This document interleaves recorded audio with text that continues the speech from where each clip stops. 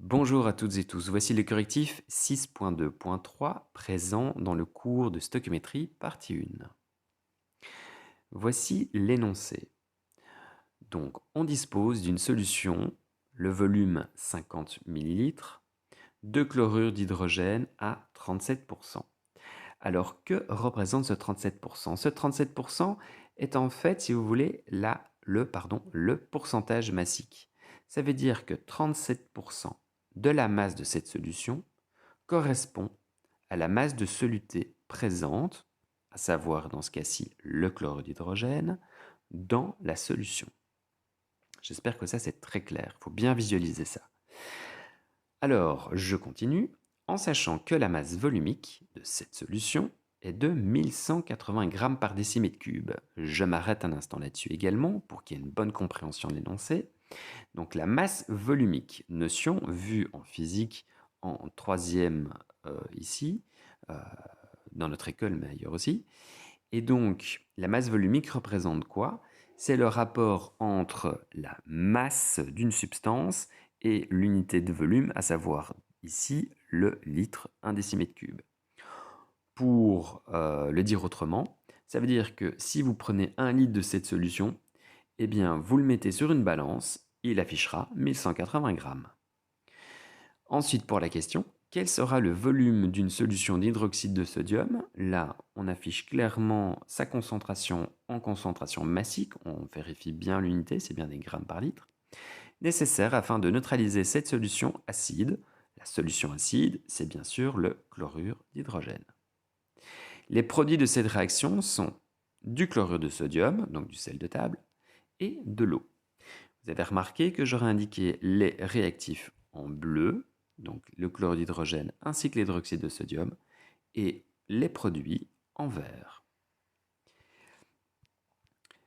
Alors ici, voici l'équation chimique qui représente cette réaction. Donc NaOH pour l'hydroxyde de sodium, HCl pour le chlorure d'hydrogène, NaCl pour mon chlorure de sodium et l'eau H2O.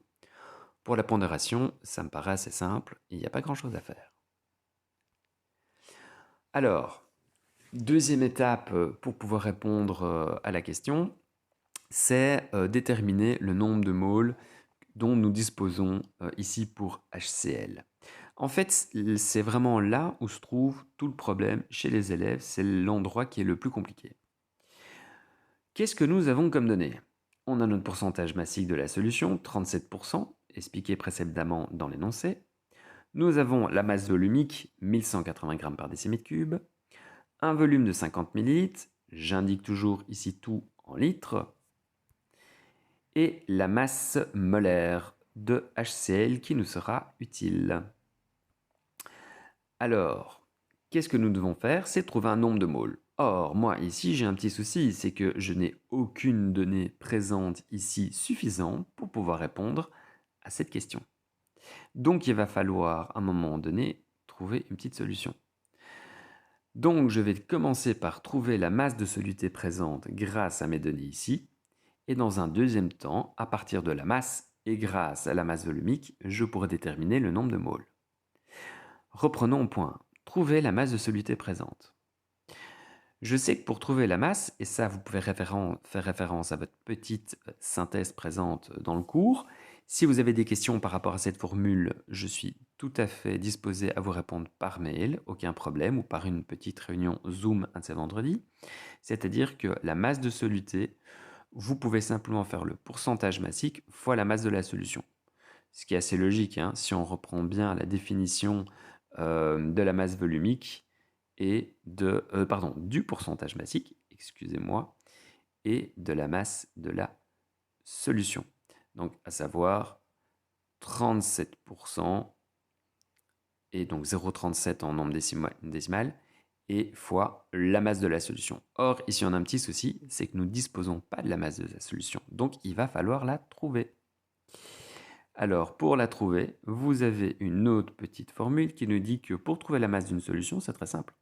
Vous prenez simplement le volume de la solution fois la masse volumique. Ça, il faut faire référence à votre formule qui nous dit que, si vous voulez, donc la masse volumique d'une solution, c'est quoi? C'est la masse de la solution divisée par le volume de la solution. Ça, c'est déjà vu en troisième, comme dit précédemment. Donc, je prends le volume 50 ml converti en litres, fois ici mes 1180, qui est en fait ma masse volumique, et j'obtiens 59 grammes. Pour le dire autrement, ça veut dire que dans 50 ml de cette solution, eh bien, j'ai réellement, concrètement, 59 grammes. Ça, c'est vraiment, si vous voulez, la masse de cette solution. Alors, maintenant, on peut revenir à mon équation ici, vu que maintenant je dispose de ma donnée manquante, à savoir la masse de la solution, pour pouvoir répondre tout simplement. Donc la masse de soluté, c'est quoi? C'est le pourcentage massique fois la masse de la solution, donc 0,37 fois 59, ce qui nous donne 21,83 grammes. De nouveau, pour le dire autrement, ça veut dire que dans mes 50 ml de solution sont réellement présents 21,83 grammes de soluté. Maintenant que j'ai ma masse de soluté, je n'ai plus qu'à transformer ça en mol. Ça, je pense que tout le monde le maîtrise maintenant. Le nombre de moles, c'est la masse divisée par la masse molaire. Et nous obtenons du coup 0,60 moles. Il ne me reste plus qu'à compléter mon tableau d'avancement. Donc, j'indique clairement ici dans mon tableau d'avancement qu'à l'état initial des choses, j'ai 0,60 moles. Je mets bien des zéros pour NaCl et H2O à l'état initial des choses, ce qui est normal vu qu'à l'état initial des choses, je n'ai que des réactifs, je n'ai pas encore fait réagir tout ça, donc il n'y a pas encore eu de transformation, de réaction chimique. Et j'indique bien 0 en NF pour mes réactifs, vu que comme nous sommes en stoichiométrie sans excès, ça veut dire que j'ai tout dans les bonnes proportions, j'ai tout qui est parfait, donc tout sera utilisé. J'utilise maintenant mes facteurs stoichiométriques afin de pouvoir compléter mon tableau d'avancement correctement. Alors ici, ça va être très simple, puisque comme mes coefficients sont partout de 1, bah forcément mes facteurs sont partout de 1. Donc ça va aller assez vite.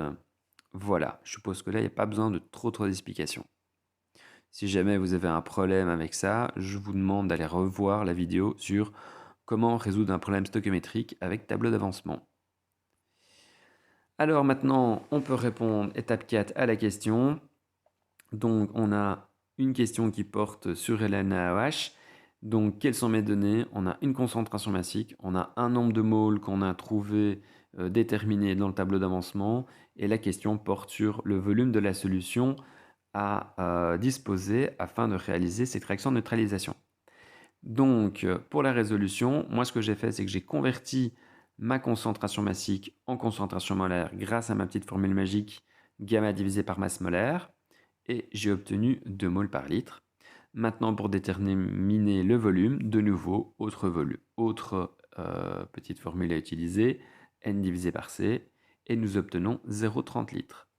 Donc, en chiffre significatif, 3,0 fois 10 moins 1 litre. Et là, c'est vraiment le volume de la solution NaOH dont nous devons disposer afin de réussir ces réactions de neutralisation.